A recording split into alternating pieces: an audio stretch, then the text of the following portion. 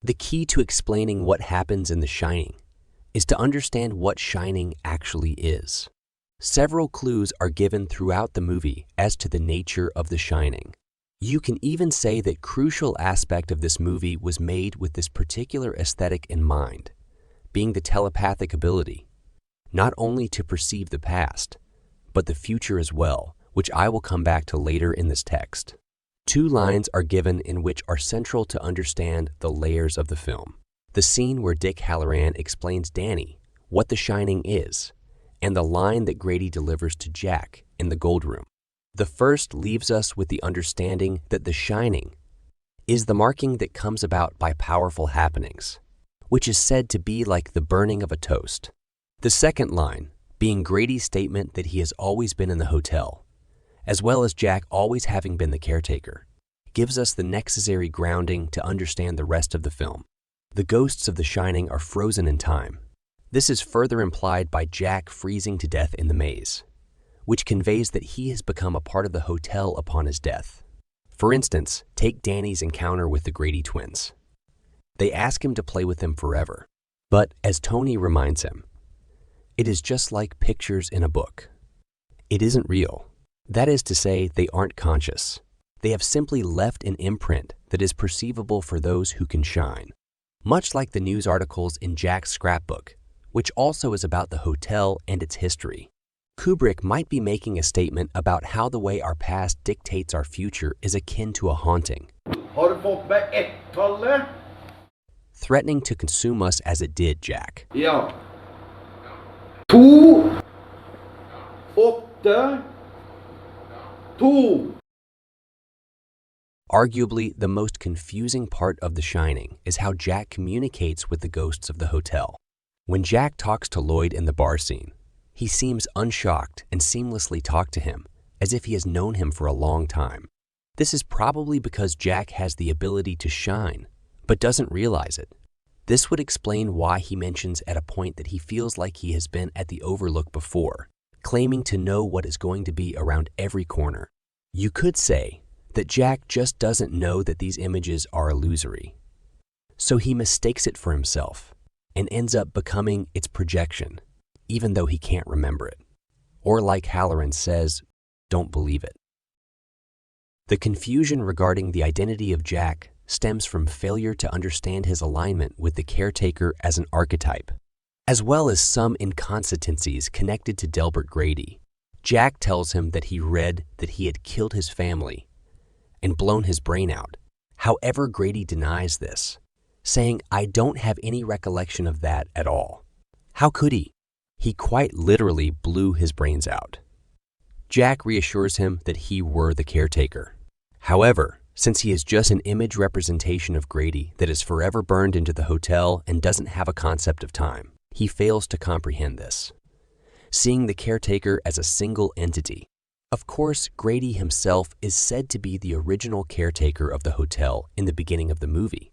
However, the owner, Stuart Ullman, says that his name was Charles Grady and that he did the killings in the 70s. However, when Jack talks to him in the Gold Room toilet, he tells him that he read about him in the newspaper and that his name is Delbert Grady, with the setting clearly being 20s. This means they are different characters. But as Delbert implies by saying he corrected his family, both killers, Delbert wasn't the caretaker. He was the waiter, but he might have caused the 70s killings to happen simply by virtue of him sharing Charles Grady's last name. It seems like the killings are bound by destiny to repeat. Jack's conversation with Delbert Grady is ultimately one he is having with himself. Jack is seeing Grady as his own reflection, recognizing that he, that is, himself, is the caretaker who killed his family. So when Grady tells him that it is he who has always been the caretaker, it is the breaking point for his conviction. The scene marks a significant shift in Jack's perception regarding his identity.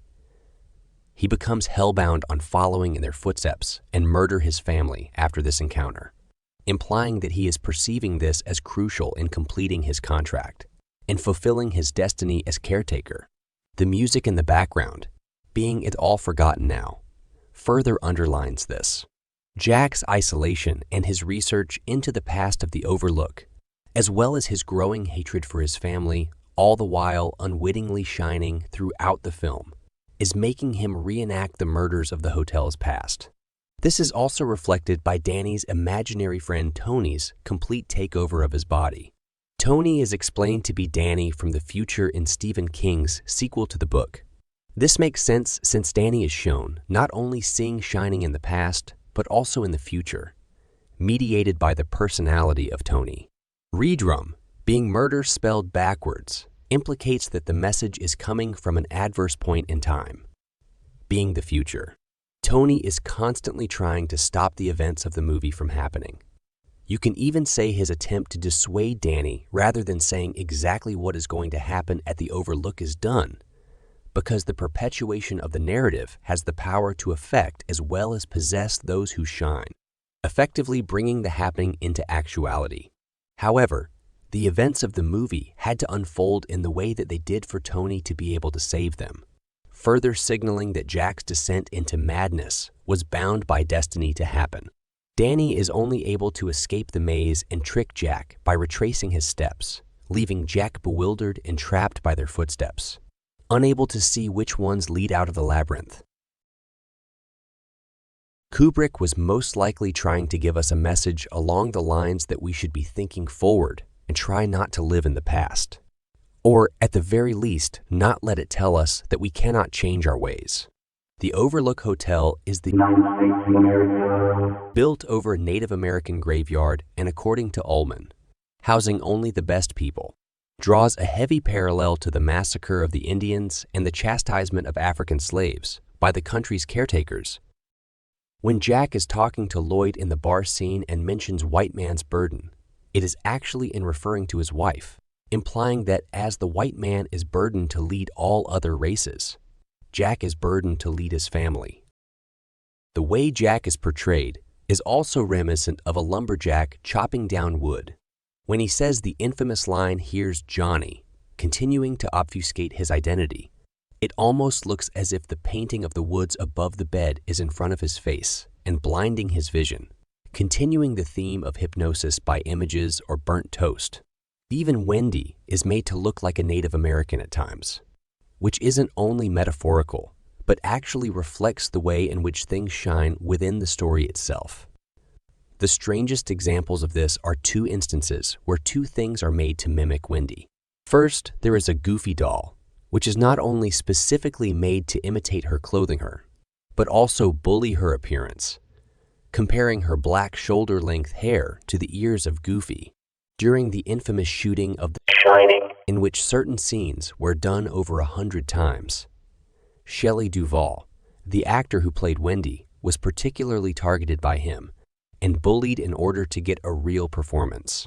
The stairway scene in which Wendy is threatened and belittled by Jack is as much acting as it is genuine. Kubrick obviously chose Duvall for the role because of her fragility, knowing that he could get real emotions out of her, serving not only to make the film feel real, but also to make Jack seem delusional, and that he stays professional throughout his act, all the while portraying someone which perception of reality has become totally contorted.